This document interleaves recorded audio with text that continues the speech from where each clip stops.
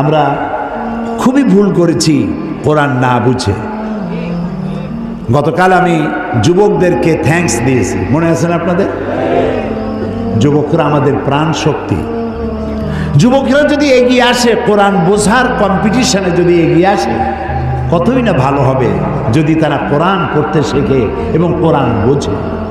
তাহলে তারা কোরআনের দিকে আকৃষ্ট হবে এবং কোরআনকেই জীবনের একমাত্র পাথর হিসেবে গ্রহণ করবে। সে কথাগুলি আমি সামনে গিয়ে বলব।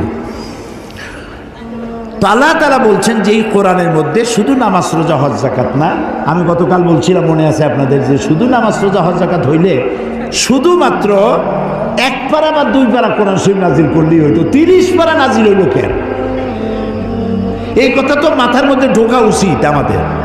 যেহেতু চিন্তা করি না তাই মাথার মধ্যে ঢোকে না, চিন্তা করলে তবে না ঢুকবে। এখন দেখুন আল্লাহ তাআলা বলছেন আমি আমার নবীকে ওহীর মাধ্যমে মুসা, নূহ, ইব্রাহিম, আদম প্রাগৈতিহাসিক ঘটনাবলী আমি এর দ্বারা জানাইছি কোরআন দিয়ে।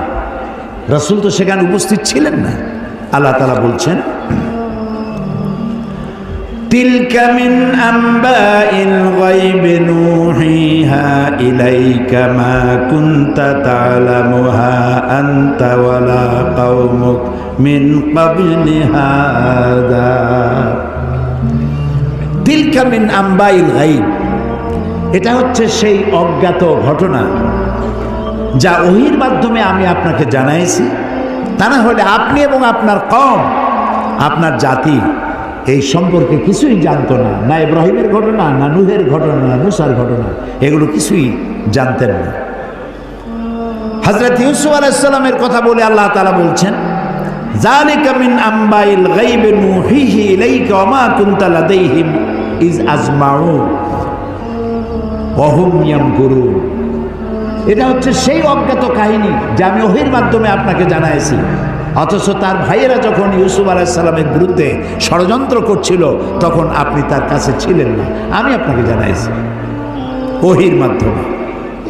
মূসা আলাইহিস সালামের ঘটনা আল্লাহ তাআলা বলে তারপরে বলতেছেন ওমা কুনতা বিজানিবিল গারবি ইজ কাদাইনা মূসা আমরা ওমা কুনতা মিনাশ শাহিদিন।